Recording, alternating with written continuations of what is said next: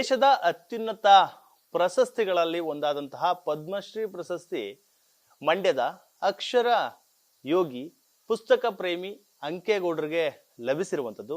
ಸದ್ಯ ಅಂಕೇಗೌಡರು ನಮ್ಮ ಜೊತೆ ಇದ್ದಾರೆ, ನೇರವಾಗಿ ಮಾತನಾಡಿಸ್ತೀನಿ. ಅವರ ಕನಸಿನ ಲೈಬ್ರರಿಯಲ್ಲೇ ನಾನು ಕೂಡ ಇರುವಂಥದ್ದು. ಅವ್ರನ್ನ ನೇರವಾಗಿ ಮಾತನಾಡಿಸುವಂಥ ಕೆಲಸವನ್ನು ಮಾಡ್ತೀನಿ. ಸರ್, ಸುಮಾರು 20ಕ್ಕೂ ಹೆಚ್ಚು ಲಕ್ಷ ಬುಕ್ಗಳನ್ನು ಸಂಗ್ರಹ ಮಾಡಿದಿರಿ. ಅಕ್ಷರ ಯೋಗಿ ಅಂತಲೂ ಕೂಡ ನಿಮ್ಮನ್ನು ಕರೀತಾರೆ. ಸದ್ಯ ಇದೀಗ ನಿಮಗೆ ದೇಶದ ಅತ್ಯುನ್ನತ ಪ್ರಶಸ್ತಿ ಒಂದು ಲಭಿಸಿರುವಂಥದ್ದು, ಪದ್ಮಶ್ರೀ ಪ್ರಶಸ್ತಿ. ಏನು ಹೇಳ್ತೀವಿ ಸರ್, ಮೊದಲ ರಿಯಾಕ್ಷನ್? ಭಾಳ ಖುಷಿ ಆಗ್ತಾ ಇದೆ ಸರ್, ಖಂಡಿತ ಖುಷಿ ಆಗ್ತಾ ಇದೆ.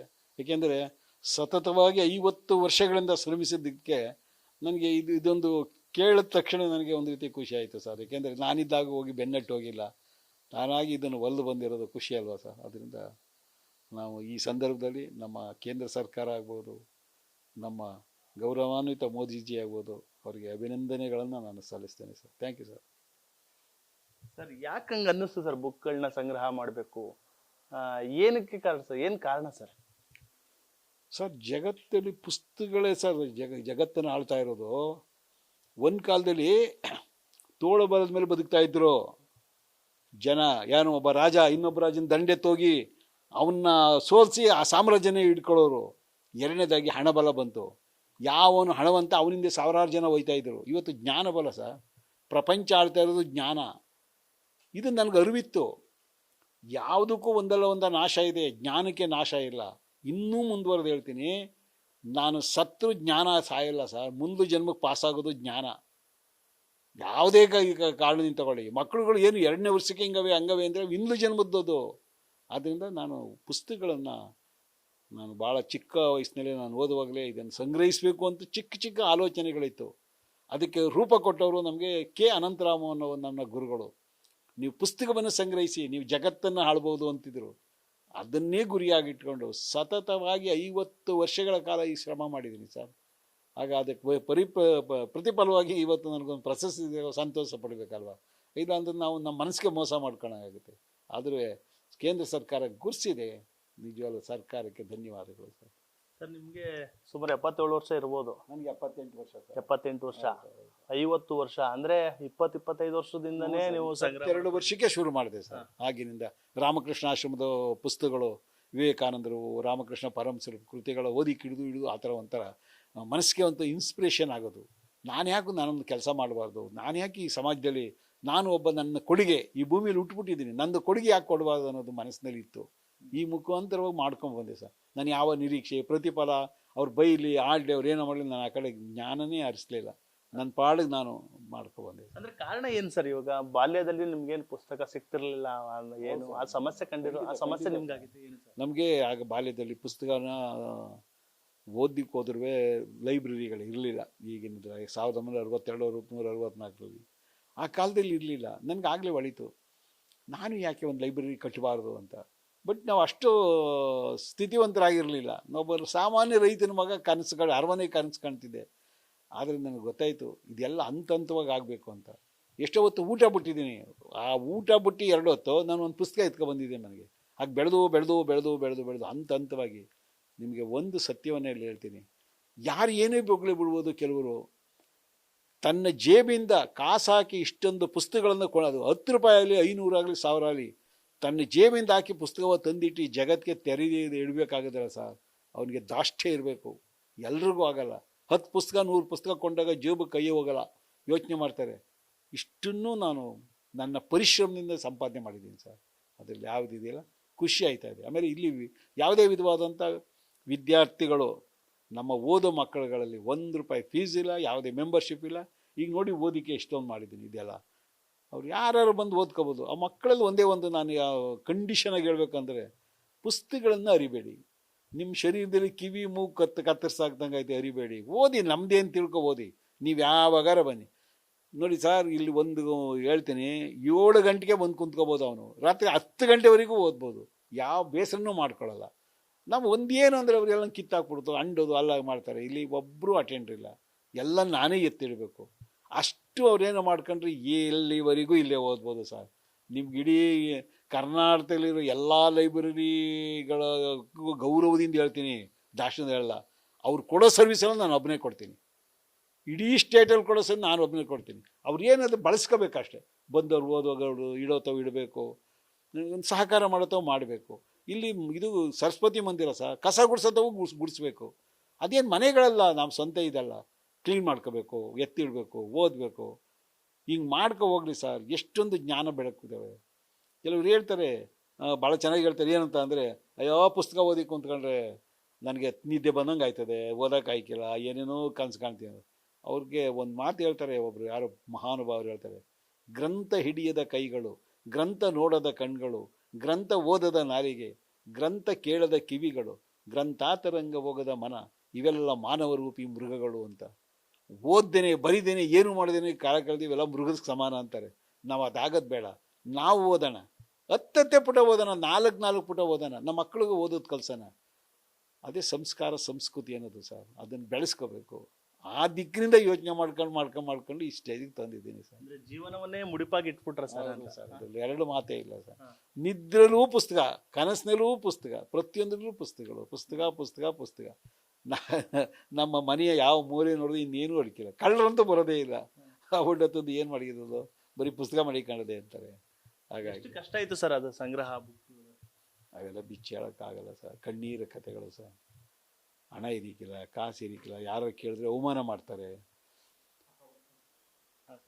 ನಾನು ಮೈಸೂರಿಗೆ ಹೋದ್ರೆ ಇನ್ನೇನು ಹಳೆ ಪುಸ್ತಕ ಹುಡುಕಿ ಹೋಯ್ತಾವನೆ ಏನೋರು. ಹಳೆ ಪುಸ್ತಕ ಹುಡುಕಿ ಹೋಗೋನು ಹಿಂದೆಲ್ಲಿ ಹೋಗೋನು ಅಂತ ಕೇಕೆ ಹಾಕೋರು. ಅವ್ರಿಗಿದೊಂದು ದಿಟ್ಟ ಉತ್ತರ. ಜ್ಞಾನ ಅನ್ನೋದು ಯಾವತ್ತೂ ಅದಕ್ಕೆ ಅವಮಾನ ಮಾಡಬಾರ್ದು ಸರ್. ಹಾಗೆ ಹಣ ಹೊಂದಿಸುವಂಥದ್ದು ಯಾವ ರೀತಿ ಆಯ್ತು ಸರ್? ಅಯ್ಯೋ, ಹಣದ ಕತೆ ಹೇಳ ನೋಡಿ ಸರ್. ನನಗೆ ಮೊದಲು ನಾನು ಕೆಲಸಕ್ಕೆ ಸೇರೋ ತವಳಿಂದ ಹಿಡಿದು 33 ವರ್ಷಗಳ ಕಾಲ ನಾನು ತಗೊಳ್ಳೋ ಸಂಬಳದಲ್ಲಿ 70ರಿಂದ 80 ಭಾಗ 70ರಿಂದ 80 ಭಾಗ ಹಣ ಹಾಕಿದ್ದೀನಿ. ಅದು ಸಾಕಾಯ್ತಿರಲಿಲ್ಲ. ಒಂದು 4 ಹಸು ಕಟ್ಟಿದೆ. ಹಸು ಕಟ್ಟಿ ಆ ಹಸುನ ಹಾಲು ತೊಗೊಂಡೋಗಿ ಡೈರಿಗೆ ಹಾಕಿ ಆಮೇಲೆ ಪುಸ್ತಕ ತಂದೆ. ಅದು ಸಾಕಾಗಲಿಲ್ಲ. ಆಮೇಲೆ ಮತ್ತೆ ನಾನು ಫರ್ದರ್ ಏನು ಮಾಡಿದೆ, ಈ ಯಾವುದು LIC ಒಂದು ಏಜೆನ್ಸಿ ತಗೊಂಡು ನಮ್ಮ ಮಿಸ್ಸಿಸ್ ಅದರಲ್ಲಿ ತಗೊಂಡು ಅದರಲ್ಲಿ ಬಂದು ಹಣವನ್ನೆಲ್ಲ ಇದಕ್ಕಾಗ್ತೆ. ಆಮೇಲೆ ಹಂತವಾಗಿ ನಮಗೆ ಯಾವುದು PF ಅವು ಇವು ಹಣ ಬರೋದು. ಆಮೇಲೆ ನಮಗೆ ಫ್ಯಾಕ್ಟ್ರಿಲಿ ಇದ್ದರಿಂದ ಬೋನಸ್ ಬರೋದು. ಒಂದೊಂದು ತಿಂಗಳು 2 ತಿಂಗಳು 3 ತಿಂಗಳು 1 ವರ್ಷಕ್ಕೆ ಬೋನಸ್ ಕೊಡೋದು. ಆ ದುಡ್ಡು ತಗೋಗಿ ಹಾಕ್ಬಿಡುವೆ. ಇನ್ಯಾವ ಆಸ್ತಿನೂ ಮಾಡಿಲ್ಲ, ಮನೇನೂ ಮಾಡಿಲ್ಲ. ಇಲ್ಲಿ ನೋಡಿದ್ರಲ್ಲ ನೀವು, ಇಲ್ಲಿ ಒಂದು 10 ಚದರ ಇದರಲ್ಲಿ ವಾಸ ಮಾಡ್ತಿದ್ದೀವಿ. ನನಗೇನು ಕನಸು ಮನಸ್ಸಲ್ಲೆಲ್ಲ ಜಗತ್ತಲ್ಲಿ ಏನು ಜ್ಞಾನ ಇದೆ ಅದು ಒಂದು ಕಡೆ ತರಬೇಕು, ನಮ್ಮ ಮಕ್ಕಳು ಗುಣಪಡಿಸ್ಬೇಕು. ಇಷ್ಟೇ ನನ್ನ ಕನಸಿದ್ದದ್ದು. ಸರ್, ನಿಮ್ಮ ಸಂಪಾದನೆ ಎಲ್ಲ ಈ ಬುಕ್ಗಳ ಸಂಗ್ರಹಕ್ಕೆ ಇಟ್ಟುಬಿಟ್ರೆ ಎಲ್ಲ ಹಣವೆಲ್ಲನೂ. ನಾವು ಜೀವನ ಹೇಗೆ ಸರ್? ಮತ್ತೆ ಮನೆಯವರು, ನಿಮ್ಮ ಪತ್ನಿಯವರು ಏನಂತಾರೆ? ಪುತ್ರ ಅವರು ಏನಂತಾರೆ? ಗುರುಗಳೇ, ಏನಿಲ್ಲ, ನಾವೊಂದು ಸರಳವಾದ ಜೀವನ ಆಯ್ಕೆ ಮಾಡ್ಕೋಬೇಕು. ಒಂದು ಬಟ್ಟೆ ಕೊಡೋದನ್ನ ಸರಳವಾದ ಬಟ್ಟೆ ತಗೊಳ್ಳೋಣ. ನಾವು ಹೆಚ್ಚೆಚ್ಚು ಯಾತ್ಯಾತ್ಕೋ ವೇಸ್ಟಾಗಿ ಇನ್ವೆಸ್ಟ್ ಮಾಡ್ತೀವಲ್ಲ, ಅದನ್ನೆಲ್ಲ ತಪ್ಪಿಸ್ಬಿಡೋದು. ಅದೇನು ವಿಶೇಷ ಅಲ್ಲ. ಈಗ ಮಾಡ್ಕೊಂಡು ಬಂದೇ ಇಲ್ಲವ, ಯಾವುದೂ ವಿಶೇಷವಾಗಿಲ್ಲ, ಯಾವುದಿಲ್ಲ. ಒಂದು 2 ವೀಲರ್ಸ್ ತಗೊಳ್ಳಿಲ್ಲ ನಾನು. ಒಬ್ಬ ಆಫೀಸರು ಒಂದು 2 ವೀಲರ್ಸು ತಗೊಳ್ಳಿಲ್ಲ. ನಡಿಗೆಲೇ ಹೋಗ್ಬೇಕು, ನಡಿಗೆಲೇ ಬರುವೆ. ಈಗ ನಾನು ಮಾಡ್ಕೊಬಂದದ್ದು. ಅದಕ್ಕೆ ಯಾವ್ಯಾವುದು ವೇಸ್ಟ್ ಆಯ್ತದೆ ಅದನ್ನೆಲ್ಲನೂ ತಪ್ಪಿಸಿದ್ದೀನಿ. ಅಂದರೆ ಪತ್ನಿಯವರು ಸಪೋರ್ಟ್ ಕೊಟ್ರೆ ಏನಂತಾರೆ ಅಂತ ಇವಾಗ ನಿಮ್ಮ ಬಗ್ಗೆ? ಸರ್, ನಾವು ಮಾಡೋದು ಒಳ್ಳೆ ಕೆಲಸ ಆದಾಗ ಮೊದಲು ಪ್ರತಿಭಟಿಸ್ತಾರೆ. ಆಮೇಲೆ ಹೊಂದ್ಕೋತಾರೆ, ಇವ್ರು ಮಾಡ್ತಾ ಇರೋದು ಒಳ್ಳೆ ಕೆಲಸ ಅಂತ. ಈಗ ಇಲ್ಲಿಗೆ 4 ಜನ ಮುಖ್ಯಮಂತ್ರಿ ಬಂದವ್ರೆ. ಅಮೇರಿಕದ ಹೈಕೋರ್ಟ್ ಜಡ್ಜ್ ಬಂದಿದ್ದಾರೆ. ಹೈಕೋರ್ಟ್ ಜಡ್ಜ್ ಬಂದು ಅವ್ರು ಹೇಳಿದ್ರು, ಏನು ಓಡಾಡ್ಬಿಟ್ರು, ವಾಟ್ ಅಮೇಝಿಂಗ್ ಪ್ಲೇಸ್ ಅಂತ. ಅವ್ರು ಹೋಗ್ಬೇಕು ಬರೀತಾರೆ, I have visited all over India in the important places including Taj Mahal. This library sequel are better than Taj Mahal ಅಂತಾರೆ. ಯಾವ ತಾಜ್ ಮಹಲ್ ಇದ್ರ ಮುಂದೆ ಎಲ್ಲಿದ್ಯಪ್ಪ ಅಂತಂತಾರೆ. ಆಮೇಲೆ ಇವರು ನಾಗತಳಿ ಚಂದ್ರಶೇಖರ್ ಬಂದು ಈ ಲೈಬ್ರರಿಗೆ ನಾನು ಏನಾದರೂ ಒಂದು ಕುರು ಹೇಳಬೇಕು, ಇದರ ಮೌಲ್ಯ ಕಟ್ಟಬೇಕು ಅಂತ. ಅಲ್ಲಿದ್ದವ್ರು ಎಲ್ಲ ಆಫೀಸರ್ಗಳು ಎಲ್ಲ ಲೆಕ್ಚರ್ ಇದ್ದರು. ಸರ್ ಹೇಳಿ ಸರ್ ಅಂದರೆ, ಯಾರು ಬೇಜಾರು ಮಾಡ್ಕೋಬೇಡಿ ಅಂತ. ಇಲ್ಲ ಹೇಳಿ ಸರ್ ಅಂದರು. ನಾಲ್ವಡಿ ಕೃಷ್ಣರಾಜ ಒಡೆಯರ್, ಸರ್ ವಿಶ್ವೇಶ್ವರಯ್ಯನವರು ಸೇರಿ ಕನ್ನಂಬಾಡಿ ಕಟ್ಟಿದ್ದಾರೆ. ಅಂಕೆಗಳು ಕಟ್ಟಿರ್ತಕ್ಕಂಥ ಈ ಗ್ರಂಥಾಲಯ ಅದಕ್ಕೆ ಈಕ್ವಲ್ ಆಗಿದೆ ಅಂದರು ಜ್ಞಾನದಲ್ಲಿ. ಎಲ್ಲ ಏನು ಬೇಜಾರಾಯ್ತು ಅಂದರು. ಇಲ್ಲ ಸರ್, ನಮ್ಗೆ ಆ ಥರ ಹೇಳೋಕ್ಕಾಗಲಿಲ್ಲ ಅಂದರು. ಸೇಮ್ ಇದೇ ಮಾತಂದರು. ಸರ್, ಪ್ರಶಂಸನೆಗಳು ಬಂದಿದೆ, ಜೊತೆಗೆ ಒಂದಷ್ಟು ಟೀಕೆಗಳು ಕೂಡ ಬಂದಿದೆ ಅಂತ. ಏನು ಸರ್ ಆ ಟೀಕೆ? ಅದಕ್ಕೆ ನಾನು ಹೇಳ್ತೀನಿ ಸರ್, ಶ್ರೀರಾಮಚಂದ್ರನ ಕಾಲದಿಂದಲೂ ಸಹ ರಾಮರಾಜ್ಯ ಅಂತ ರಾಮರಾಜ್ಯ ಇದ್ದಾಗಲೂ ಇದ್ದರು ಒಂದು ಜನ. ಅವ್ರನ್ನೆಲ್ಲ ಟೀಕೆಲ್ಲ ಬಿಟ್ಟಾಕಬೇಕು, ನಾವು ತಿದ್ಕೋಬೇಕು. ಅವ್ರು ಟೀಕೆ ಮಾಡೋರು ವಿಮರ್ಶಕರು. ಅವ್ರು ಹೇಳಿದಾಗ ತಪ್ಪಿದ್ದಾಗ ತಿದ್ಕೋಬೇಕು. ನಮ್ಮ ಮಂಡವಾದ ನಾನು ತಪ್ಪಿದ್ದಾಗ ಅವ್ರು ಹೇಳ್ತಾರಲ್ಲ, ಅವ್ರು ಕಂಡುಹಿಡಿತಾರೆ. ಆಗ ಆ ತಪ್ಪಿದ ಚೆಕ್ ಇದು ಮಾಡೋದು. ನಾನು ಒಂದು ವಿಶೇಷವಾದ ಕೆಲಸ ಏನು ಮಾಡಿದೆ ಗೊತ್ತಾ ಸರ್, ಜನಗಳಿಂದ ಹಣ ವಸೂಲು ಮಾಡಿದಾಗ ನನಗೆ ಕೆಟ್ಟ ಹೆಸರು ಬರುತ್ತೆ. ಬೇಡವೇ ಬೇಡ, ಅದೇನಾಯ್ತದ ಆಗಲಿ, ನಾನು ಈ ರೂಟ್ ಬಂದೆ. ಅದು ಇದು ಮಾಡೋದು, ಸಂಬಳದಲ್ಲೇ ಹಾಕೋದು. ಆಮೇಲೆ ಒಂದು 4-5 ಒಂದೇ ಥರ ಪುಸ್ತಕ ಇವೆ, ವಿದ್ಯಾರ್ಥಿಗಳು ನನಗೆ ಕೊಡಬೇಕು ಅಂತ ಅದನ್ನು ಕೊಟ್ಬಿಡೋದು. Maintenance ಆಗಬೇಕಲ್ಲ sir. ಈ ಥರ ಎಲ್ಲ ಥರದಲ್ಲೂ ನಾನು ಇದು ಮಾಡ್ಕೊಂಡು ಬಂದಿದ್ದೀನಿ. ಆಮೇಲೆ ಏನಂತ ಒಂದಷ್ಟು ಜನ ಹುಚ್ಚರು ಆ ಥರ ಎಲ್ಲ ಮಾತುಗಳನ್ನ ಆಡ್ತಿರು ಅಂತ ನಿಮ್ಗೆ ಹೇಳ್ತಿದ್ರಿ? ಇದು ಅಯ್ಯೋ ಬೇಕಾದಷ್ಟು ಇದ್ರು ಸರ್, ಅವರು ಇದ್ರು ಆ ಕಾಲದಲ್ಲಿ. ಇದಕ್ಕೇನು ಕೇಮಿಲ್ವ ಮಾಡಿ ಕೇನರು, ಅವ್ರಿಗೂ ನಾವು ಕ್ಷಮಿಸ್ಬೇಕು, ಅವ್ರಿಗೆ ಏನು ಮಾಡೋಕ್ಕಾಗಿಲ್ಲ. ಜ್ಞಾನದಲ್ಲಿ ಯಾರು ಹೇಳಾರ ಸರ್, ಅವ್ರಿಗೇನು ಹೇಳೋಕ್ಕಾಗಲ್ಲ. ಅವ್ರು ಬಿಟ್ಟಾಕಿ ಅವ್ರನ್ನೆಲ್ಲ ಇದ್ರು. ಅಯ್ಯೋ ರಾಮ, ನಾನು ಪುಸ್ತಕ ಹೋಯ್ತಾ ಇದ್ರೆ ಹುಡುಗರೆಲ್ಲ ಸೇರ್ಕೊಬಿಟ್ಟು ವಾಹ್ ಅನ್ನೋರು. ನಾನು ಓದೆ ಅಲ್ಲೇ ಮೂಟೆ ಕೆಳಗಿಟ್ಬಿಟ್ಟು, ನಾನು ಏನು ತಪ್ಪು ಮಾಡೋದಪ್ಪ, ನಾನು ಏನು ತಪ್ಪು ಮಾಡಿದೆ ಹೇಳಿ, ಹಿಂಗೆ ಹೇಳ್ತಾ ಇದ್ದೀರಲ್ಲ. ನೀನು ಓದಲಿ, ನಿನ್ನ ಸ್ನೇಹಿತರು ಓದ್ಲಿ ಅಂತ ಕಣೆ ಪುಸ್ತಕ ಇಡ್ತಾ ಇರೋದು, ಅಲ್ಲಿ ದುಡ್ಡು ಸಂಪಾದನೆ ಮಾಡಿಕಲ್ಲ ಅಂತ. ಆಮೇಲೆ ಅವ್ರಿಗೆ ಜ್ಞಾನೋದಯಾಗಿ ಸಾರಿ ಸರ್ ತಪ್ಪತ್ತೆ ಸರ್ ಅಂತಾರೆ. ಅರ್ಥ ಮಾಡ್ಕೊಳ್ತಾರೆ, ಗೊತ್ತಾಯ್ತಾವ, ಏನು ಆಗಲ್ಲ ಸರ್. ನಿಮ್ಮನ್ನ ಹುಚ್ಚರು ಅಂದವ್ರಿಗೆ ಇದು ಇವತ್ತು ಉತ್ತರ ಸಿಕ್ಕಿದೆಯಾ ಅಂತ? ಸಿಕ್ಕಿದೆ, ಖಂಡಿತ ಸಿಕ್ಕಿದೆ. ಎಲ್ಲ ಇಲ್ಲೇ ನಲ್ಲಹಳ್ಳಿಲಿ ಅನ್ನೋರು ಯಾರು ಬೆಂಗಳೂರಿಂದ ಬಂದವ್ರಿಗೆ, ಓಹೋ ಆ ಹುಚ್ಚಿನ ಮನೆಗೆ ಹೋಯ್ತಾ ಇದ್ದೀರಾ ಅಂತ.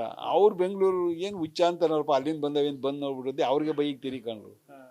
ಆಮೇಲೆ ಹೋದಾಗ ಅಂದರು, ಅವನ್ನ ಹುಚ್ಚಿನ ಮಾಡಿದಿರಲ್ಲ ಅಯೋಗ್ಯ ನಿನ್ನ ಮಕ್ಕಳ ಅಂತ. ಹಾಗಾಗಿ ಅವ್ರು ಇದ್ದೇ ಇರ್ತಾರೆ, ನಾವು ಅವ್ರನ್ನ ಕಿವಿಗೆ ಹಾಕಬಾರ್ದು. ಅವನ್ನೆಲ್ಲ ನಮ್ಮ ಪಾಡನ್ನ ಹೋಗೋಣ. ಸರ್, ಎಷ್ಟು ಬಗೆಯ ಪುಸ್ತಕಗಳಿದೆ? ಸುಮಾರು ಎಷ್ಟು ಲಕ್ಷ ಪುಸ್ತಕಗಳಿದೆ ಸರ್? ಇಲ್ಲಿ ಒಂದು 2 ಮಿಲಿಯನ್ ಅಂದರೆ ಒಂದು 20 ಲಕ್ಷ ಪುಸ್ತಕ ಇದೆ. ಅದು ಕನಿಷ್ಠ ನಿಮ್ಗೇನಿದ್ದೀರ. ಅದ್ರ ಜೊತೆಗೆ ಎಲ್ಲ ಭಾಷೆಯಿಂದ, ಕನ್ನಡ, ಹಿಂದಿ, ಇಂಗ್ಲೀಷು, ತಮಿಳು, ತೆಲುಗು, ಮರಾಠಿ, ಬಂಗಾಳಿ, ರಷ್ಯನ್ ಭಾಷೆ, ಚೀನಿ ಭಾಷೆ, ಎಲ್ಲ ಭಾಷೆ ಇದೆ. ಮೇಜರು ಕನ್ನಡ ಇಂಗ್ಲೀಷ್ ಇದೆ ಸರ್, ಕನ್ನಡ ಇಂಗ್ಲೀಷಲ್ಲಿ ಇದೆ. ಆಮೇಲೆ ಎಲ್ಲ ಒಳ್ಳೊಳ್ಳೆ ಬುಕ್ ಇದೆ. ನೋಬೆಲ್ ಪ್ರಶಸ್ತಿ ಪುಸ್ತಕಗಳು ಇದೆ, ಸಾಮಾನ್ಯ ಪುಸ್ತಕಗಳು ಇದೆ, ರಾಜ್ಯ ಸಾಹಿತ್ಯ ಅಕಾಡೆಮಿ, ಕೇಂದ್ರ ಸಾಹಿತ್ಯ ಅಕಾಡೆಮಿ ಪುಸ್ತಕಗಳಿವೆ. ಅವೆಲ್ಲ ಪ್ರಶಸ್ತಿ ಪಡೆದಂಥ ಪುಸ್ತಕಗಳು, ಜ್ಞಾನಪೀಠ ಪ್ರಶಸ್ತಿ ಪುಸ್ತಕಗಳಿವೆ. ಆಮೇಲೆ ಇದರಲ್ಲಿ ಹೋದರೆ ವೇದಗಳು, ಉಪನಿಷತ್ತುಗಳು, ಪುರಾಣಗಳು, ರಾಮಾಯಣ, ಮಹಾಭಾರತ, ಭಾಗವತ. ಈಗ ಭಗವದ್ಗೀತೆ ಅಂದರೆ 2,500 ಇದೆ. ರಾಮಾಯಣ ಅಂದರೆ 3,000 ರಾಮಾಯಣ ಇದೆ. ಈ ಮುಖಾಂತರ ನಮ್ಮ ಜನಗಳಿಗೆ ಹೇಳ್ತೀನಿ, 3,000 ರಾಮಾಯಣ ಇದೆ. ಎಲ್ಲ ಥರದ್ದು ಇದು ಇದೆ. ಒಂದ್ ಕಡೆ ಯೂನಿವರ್ಸಿಟಿ ಆಗ್ಬಿಟ್ಟಿದೆಯಾ ಅಂತ ಅಂಕೇಗೌಡರ ಪುಸ್ತಕ ಮನೆ. 10 ಯೂನಿವರ್ಸಿಟಿ ಹಾಕ್ಬೇಕು. ನೀವು ಯೂನಿವರ್ಸಿಟಿಯಲ್ಲಿ 50-60 ಲಕ್ಷ ಇದಾಕಿಲ್ಲ, ಅದು ಗೊತ್ತಿರೋ ವಿಷಯ. ಅವರೇ ಹೇಳ್ತಾರೆ, ಅವರೇ ಬಂದು ಒಪ್ಕೋತಾರೆ ಎಲ್ಲಿದೆ ಅಂತ. ಆಮೇಲೆ ಅವ್ರು ಯಾವುದೋ ಒಂದು ಇದರಲ್ಲಿ ಇರ್ತಾರೆ. ಸೈನ್ಸ್ ಅಂದರೆ ಸೈನ್ಸ್ ಇದಿರ್ತದೆ, ಆರ್ಟ್ಸ್ ಅಂದರೆ ಆರ್ಟ್ಸ್ ಇರ್ತದೆ. ಇಲ್ಲಿ ಎಲ್ಲವೂ ಇದೆ. ನಿಮ್ಗೆ ಇಂಥದ್ದು ವೆರೈಟಿ ನೀವು ಸುಮ್ಮನೆ ಕಣ್ಣಾಡ್ಸ್ಕೊಬನ್ನಿ. ಇದು ಯಾವುದೂ ಇಲ್ಲಿ ಇಲ್ಲ ಅನ್ನೋಂಗಿಲ್ಲ, ಎಲ್ಲ ಇದೆ. ನಾನು ಎಲ್ಲಕ್ಕೂ ಪ್ರಾಧಾನ್ಯತೆ ಕೊಟ್ಟೆ ಮಾಡಿರೋದು. ನಿಮಗೆ ಹಿಸ್ಟ್ರಿ ಅಂತಂದರೆ ಹಿಸ್ಟ್ರಿ ಬಗ್ಗೆ ಪುರಾತನ ಕಾಲದ ಹಿಸ್ಟ್ರಿಯಿಂದ ಹಿಡಿದು ಇಲ್ಲಿ ಆಧುನಿಕ ಹಿಸ್ಟ್ರಿವರೆಗೂ ಇದೆ. ನಿಮಗೆ ರಾಮಾಯಣ ಅಂದರೆ ಸುಮಾರು 3,000 ರಾಮಾಯಣ, ಬೇರೆ ಬೇರೆ ಭಾಷೆ ರಾಮಾಯಣವೇ. ನಮ್ಮ ಕನ್ನಡದಲ್ಲಿ ರಾಮಾಯಣ ಇದೆ, ರಾಮಾಯಣದಲ್ಲಿ ವಿಮರ್ಶೆ ಇದೆ. ಈಗ ಯಾವ ತಗೊಂಡ್ರು ಅದು ಎಲ್ಲ ಕ್ಷೇತ್ರದ. ಕಾರಣ ಏನು ಅಂದರೆ, ನಾನು ಲಿಟ್ರೇಚರಲ್ಲಿ ಮಾಸ್ಟರ್ ಡಿಗ್ರಿ ಮಾಡಿದ್ದೆ 1976ರಲ್ಲಿ. ನೀವು ಹುಟ್ಟಿದ್ರೆ ಇರೋ ಗೊತ್ತಿಲ್ಲ, ಆಗಲೇ ನಾನು ಮಾಸ್ಟರ್ ಡಿಗ್ರಿ ಮಾಡಿ ನನಗೆ ಒಂದು ಅರಿವಿತ್ತು, ಯಾವ ಪುಸ್ತಕ ಬೇಕು ಬೇಡ, ಯಾವ ತಗೋಬೇಕು, ಏನು ಮಾಡಬೇಕು ಅಂತ. ಹೀಗೆ ಮಾಡಿದ್ದು. ನೀವು ಏನು ಓದಿದ್ದೀರಾ ಸರ್? ಏನು? ನಂದು ಕನ್ನಡ ಲಿಟ್ರೇಚರಲ್ಲಿ ಮಾಸ್ಟರ್ ಡಿಗ್ರಿ ಸರ್. ನಾನು MA ಇದನ್ನು ಡಿಗ್ರಿನ ಮಹಾರಾಜಾಸ್ ಕಾಲೇಜಲ್ಲಿ ಮುಗಿಸ್ದೆ. ಆಮೇಲೆ ಮಾಸ್ಟರ್ ಡಿಗ್ರಿನ ಇದ್ರ ಕರೆಸ್ಪಾಂಡೆನ್ಸಲ್ಲಿ ಮುಗಿಸ್ಕೊಂಡು ನಾನು ಮಾಸ್ಟರ್ ಡಿಗ್ರಿ ಮಾಡಿದ್ದೀನಿ 1976ಅಲ್ಲಿ ಸರ್. ಹೇಗೆ ಇಲ್ಲೇ ಓದಿರುವಂಥದ್ದು ಸರ್? ಏನು ಹೈಸ್ಕೂಲ್ ಆಗಿರ್ಬೋದು? ನಾನು ಚಿನ್ಕುಳ್ಳಿ ಸ್ವಂತ ಅವಶ್ಯಕತೆ ಇದೆ. ನಾನು ಚಿನ್ಕುಳ್ಳಿಲಿ ಓದಿದೆ. ನನ್ನ ಸ್ವಂತ ಸ್ಥಳ ಚಿನ್ಕುಳ್ಳಿ. ಅಲ್ಲಿ ಚಿನ್ಕುಳ್ಳಿ ಆದಮೇಲೆ ಇಲ್ಲಿ ಪಾಂಡುಪುರ ವಿಜಯ ಕಾಲೇಜಿಗೆ ಬಂದು ಇಲ್ಲಿ ಓದಿದೆ. ನಾನು ಓದೋ ಕಾಲದಲ್ಲಿ ಸರಿಯಾಗಿ ಲೈಬ್ರರಿ ಇಲ್ದೇನೆ, ಟ್ರೈನಲ್ಲಿ ಹೋಗೋಕ್ಕಾಗ್ದೇನೆ, ಆಗ 8 ಆಣೆ ಕೊಡೋಕ್ಕಾಗ್ದೇನೆ ನಾನು ರೈಲ್ವೆ ಮೇಲೆ ನಡ್ಕೊಂಡೋಗಿ ಓದ್ಕೊಂಬೋಗ್ತಾ ಇದ್ದು. ಆ ಕಾಲ ಹಂಗಿತ್ತು, ಭಾಳ ಕಷ್ಟಕರವಾದ ಇದು. ಸರ್, ಪುಸ್ತಕಗಳಿಗೆ ಬೆಲೆ ಕಟ್ಟಕ್ಕಾಗಲ್ಲ. ಜ್ಞಾನ ಭಂಡಾರ ನಿರ್ಮಾಣ ಮಾಡಿದಿರಿ. ಅಂದಾಜು ಎಷ್ಟು ಮೌಲ್ಯವನ್ನ ಹೊಂದಿದೆ ಸರ್ ಇಲ್ಲಿ ಪುಸ್ತಕಗಳಿರುವಂಥದ್ದು? ಕ್ಯೂರಿಯಾಸಿಟಿ ಕೇಳ್ತಾ ಇರುವಂಥದ್ದು. ಬೆಲೆ ಕಟ್ಟಕ್ಕಾಗಲ್ಲ ಸರ್. ಈಗ ನಿಮಗೆ ಓಲ್ಡ್ ಪುಸ್ತಕವೆಲ್ಲ ಅವಕ್ಕೆ ಬೆಲೆನೇ ಕಟ್ಟಕ್ಕಾಗಲ್ಲ. ನನಗೆ ಇವರು ಕಣ್ಣನವರು ಒಂದು ಸಾರಿ ಫೋನ್ ಹಾಕಿ ಕೇಳಿದ್ರು, ನೀವು ಶೇಕ್ಸ್ಪಿಯರ್ ಪುಸ್ತಕಗಳನ್ನು ಕೊಡಬೇಡಿ, ಅಲ್ಲಿ 1800 ಶೇಕ್ಸ್ಪಿಯರ್ ಬಗ್ಗೆ ಹೇಳ್ತೀನಿ ಕೇಳಿ. ಜೋಪಾನ ಒಂದು ಶೇಕ್ಸ್ಪಿಯರ್ದು 1800 ಒಂದು ಪುಸ್ತಕನ ಯಾರೋ ಒಬ್ಬ 2 ಕೋಟಿ ತಗೊಂಡೋಗಿದ್ದಾನೆ, ಅಂಕೆಗೌಡ್ರೆ ಜೋಪಾನ ಅಂತ ನನಗೆ ಒಂದು ಸಾರಿ ಫೋನ್ ಹಾಕಿ ಹೇಳಿದ್ರು. ಅಂದರೆ ಅದ್ರ ಮೌಲ್ಯ ಹಂಗಿರ್ತದೆ. ತಗೊಳ್ಳೋದು ಆಕಾಂಕ್ಷೆ ಮೇಲೆ ಇರ್ತದೆ. ಮೇಲೆ ಅದನ್ನು ಅದ್ರ ಬೆಲೆ 50 ರೂಪಾಯಿ ಇದ್ರೂ ಅದು 100 ವರ್ಷದ ಹಿಂದೆ ಆದದ್ದು, ಅದು ಎಷ್ಟೆಷ್ಟಕ್ಕೂ ಅವರ ಆಕಾಂಕ್ಷೆ ಮೇಲೆ ಹೋಯ್ತವೆ ಅಂಥದ್ದು. ಅಂಥ ಪುಸ್ತಕಗಳಿಗೆ ಸಾವಿರಾರು ಪುಸ್ತಕ ಇವೆ. 100-150 ವರ್ಷದಕ್ಕಿಂತ ಇನ್ನೂ ಹಳೆಯ ಪುಸ್ತಕಗಳು ಒಂದು 15ರಿಂದ 20 ಆಲ್ಮೇಲೆ ಇವೆ. ಹಾಗೆ ನಾಣ್ಯಗಳು ಕೂಡ ಸಂಗ್ರಹ ಮಾಡಿ. ಮೋಸ ನಾಣ್ಯಗಳು, ಅಪರೂಪದ ನಾಣ್ಯಗಳಿವೆ, ಅವಿವೆ. ಅವನ್ನೂ ನಾನು ಸಂಗ್ರಹ ಮಾಡಿದ್ದೀನಿ. ಆಮೇಲೆ 25,000 ಸ್ಟ್ಯಾಂಪ್ ಇದೆ. ಆಮೇಲೆ ಯಾವ ಈ ರಾಜ ರವಿವರ್ಮ, ಪಿಕಾಶೋ ಇವರವು ಯಾವುದು ಕಲ್ಲರ್ ಇವು ಬರ್ತವಲ್ಲೆಲ್ಲ ಅವರ ಫೋಟೋಗ್ರಫಿ, ಅಪರೂಪದ ಫೋಟೋಗ್ರಫಿಗಳಿವೆ. ಈಗ ಎಲ್ಲ ಕ್ಷೇತ್ರದಲ್ಲೂ ಕೈ ಆಡಿಸಿದ್ದೀನಿ ಸರ್, ಎಲ್ಲ ಇದು. ಆದ್ರೆ ಸರ್ ನಿಮ್ಗೆ ಎಲ್ಲ ಒಂದ್ ಕಡೆ ಸರ್ಕಾರ ನಿರ್ಲಕ್ಷ್ಯ ಮಾಡ್ತು ಅಂತ ಹೇಳ್ಬೋದಾ ಅಥವಾ ಕಡೆಗಣಿಸ್ತು ಅಂತ ಹೇಳ್ಬೋದಾ, ಏನು ಸರ್? ಯಾಕೆಂದ್ರೆ ಇನ್ನೂ ಕೂಡ ಬಹಳಷ್ಟು ಸೌಲಭ್ಯ ಬೇಕು. ಅದು ಒಂದನ್ನೇ ನಾನು ಹೇಳಕ್ ಹೋದ್ರೆ ತಪ್ಪೈತೆ. ಕಾರಣ ಏನು ಅಂದ್ರೆ, ಸರ್ಕಾರ ನನಗೆ ಕೊಟ್ಟಿದೆ, ಅವ್ರು ಕೊಟ್ಟ ಅಮೌಂಟ್ಸ್ ಸಾಕಾಗಲ್ಲ, ಇದ್ರ ಮೌಲ್ಯಕ್ಕೆ ತಕ್ಕನಾಗಿ ಅವ್ರಿಗೆ ಕಂಡುಹಿಡಿದಿಲ್ಲ. ಸರ್ಕಾರ ನನಗೆ ಗೌರವಾನ್ವಿತವಾಗಿ ಕೇಳ್ಕೊತೀನಿ, ಸರ್ಕಾರ ಕೊಟ್ಟಿದೆ, ಬಟ್ ಇದಕ್ಕೆ ಆಗ್ಬೇಕಾದ್ದಿಲ್ಲ. ನೋಡಿ, ಇನ್ನೂ 8 ಲಕ್ಷ ಪುಸ್ತಕವೇ, ಹೆಚ್ಚಿನ ಮಹತ್ವ ಕೊಡ್ಲಿಲ್ಲ, ಹೆಚ್ಚಿನ ಮಹತ್ವ ಕೊಡ್ಲಿಲ್ಲ. ಕೊಟ್ಟಿದ್ರೆ ಇದು ಇನ್ನೂ ಅಂತಾರಾಷ್ಟ್ರೀಯ ಮಟ್ಟದಲ್ಲಿ ಹೋಗೋದು. ಹೊರಗಡೆಲ್ಲ ಬಂದಿದ್ದಾರೆ, ಹೊರದೇಶದವ್ರು ಬಂದು ನೋಡಿ ಅವ್ರು ಹೇಳ್ತಾರೆ, ಅವ್ರಿಗೆ ಬೈತಾರೆ, ಅವ್ರಿಗೆ ಬ್ಲಾಡಿ ಇಂಡಿಯನ್ಸ್ ಏನಿದು, ಇಲ್ಲಿ ಏನಿದೆ ಸಿರಿ ಸಂಪತ್ತೇ ತುಂಬಿದೆ ಇಲ್ಲಿ ಅಂತ ಅವರು ಭಾಳ ಹಾಸ್ಯ ಮಾಡ್ತಾರೆ. ಆಗಿದೆ. ಏನು ಅವಶ್ಯಕತೆ ಇದೆ ಸರ್ ಇವಾಗ ನಿಮ್ಗೆ ಈ ಒಂದು?